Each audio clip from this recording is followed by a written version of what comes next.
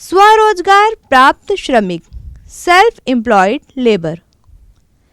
इसका उदाहरण है सब्जी विक्रेता, जो प्रतिदिन सब्जियों को थोक बाजार से खरीदकर शहरों में घूम घूम कर बेचते हैं।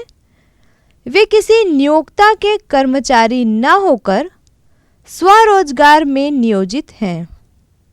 सब्जियों के विक्रय से हुए मुनाफे से उनकी आवश्यकताओं की पूर्ति होती है। सब्जी के धंधे में उनकी आय सुनिश्चित नहीं है। वे कार्य करने के लिए सुरक्षा की परिधि जैसे दुर्घटना बीमा, भविष्य निधि आदि कई लाभों से वंचित रहते हैं। अकुशल श्रम, अनस्किल्ड लेबर। शहरों के चावड़ी बाजारों में छोटे छोटे काम जैसे मजदूरी, पुताई, मरम्मत आदि काम करने वाले लोग अकुशल श्रमिकों की श्रेणी में आते हैं। इनमें अधिकांश ग्रामीण पृष्ठभूमि से आते हैं। इनके भी रोजगार के अवसर सुनिश्चित नहीं होते। इसकी वजह से इनकी आय भी अनिश्चित रहती है। हमारे प्रदेश में इनकी संख्या अधिक है। अपने शहर में किसी पड़ाव जहां मजदूर काम की तलाश में जमा होते हैं पर जाकर अकुशल श्रमिकों से बातें कर पता करें। कुशल श्रम, स्किल्ड लेबर।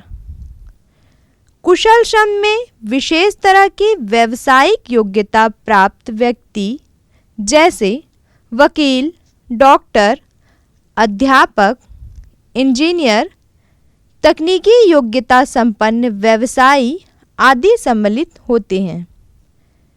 संगठित क्षेत्र में कार्यरत कर्मचारियों को व्यवस्थित कार्य परिसर एवं अन्य सुविधाएं प्राप्त होती हैं। उनकी सहायता के लिए अन्य सहायक भी उपलब्ध होते हैं। अब हम एक कुशल श्रमिक की कल्पना करें जो किसी बड़े कारखाने में चार्टर्ड अकाउंटेंट है। उसे कारखाने में एक कार्यालय और सहायता के लिए अधीनस्थ कर्मचारी प्राप्त हैं। वे प्रत्येक महीने एक सुनिश्चित वेतन और अन्य लाभ प्राप्त करते हैं। वेतन की प्राप्ति के बाद वे आय का निश्चित भाग व्यय करते हैं और बचे हुए भाग की बचत करते हैं। इसी बचत से वे भविष्य की योजनाओं पर व्यय का प्रबंधन करते हैं। चार्टर्ड अकाउंटेंट बनने के पूर्व उसे एक मानक शैक्षणिक योग्यता प्राप्त करनी पड़ी और स्कूल, कॉलेज की पढ़ाई के बाद भी व्यावसायिक अध्ययन करने के बाद ही वे एक कुशल व्यावसायिक श्रमिक बन पाए। सरकार कुछ व्यवसायों के लिए मालिकों द्वारा दी जाने वाली मजदूरी को निश्चित कर देती है। भारतीय कानूनों के अनुसार कोई भी नियोक्ता जब किसी को काम पर लगाता है तो उन्हें मजदूरी देनी होती है। हालांकि सरकार ने कुछ व्यवसायों के लिए मजदूरी की ये दरें निश्चित कर दी हैं। मजदूरी की यह दर 2014-15 की है, जो रायपुर समेत पूरे छत्तीसगढ़ में लागू है। तो आइए देखते हैं ये दरें क्या हैं। उत्पादन की व्यवस्था। जैसा कि प्रारंभ में कहा गया है कि उत्पादन की प्रक्रिया के लिए 4 कारकों की आवश्यकता है। अभी तक हमने भूमि और श्रम की बात की है। हमने कई उदाहरणों से समझने की कोशिश की है कि इसकी व्यवस्था कैसे की जाती है। उत्पादन के लिए भूमि और प्राकृतिक संसाधनों जैसे पानी, खनिज आदि की पहली आवश्यकता होती है।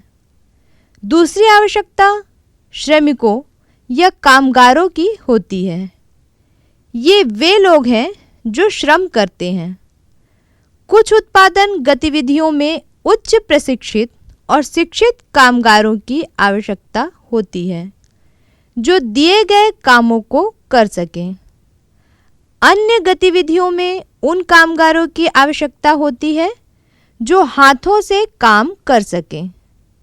प्रत्येक कामगार उत्पादन के लिए आवश्यक श्रम उपलब्ध कराता है। यहाँ श्रम से आशय केवल हाथों से किए जाने वाले श्रम से नहीं है। आम बोलचाल की भाषा से अलग यहाँ श्रम का तात्पर्य है उत्पादन में लगने वाला हर तरह का मानवीय प्रयास जिसके लिए मजदूरी या वेतन दिया जाता है और कामगार व मालिक का एक संबंध बनता है।